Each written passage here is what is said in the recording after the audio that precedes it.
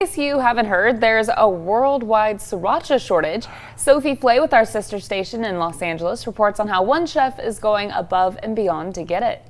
Chef Oyen Le is squeezing out every resource to stock up on sriracha amid the sriracha shortage.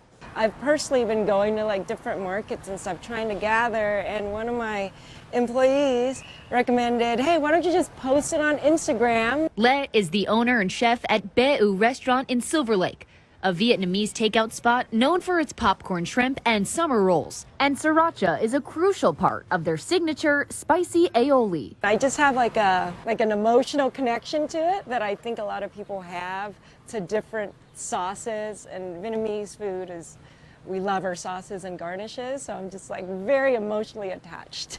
One of the largest sriracha producers is based in Irwindale, California. Reps for the company, Hoi Fong, announced the shortage in April, saying that severe weather has impacted the quality of the chili peppers. Unlike other shortages we've been dealing with, feels more like it's related directly to climate change. And with that in mind, Le took to Instagram with the employee's idea: free food for a bottle of sriracha.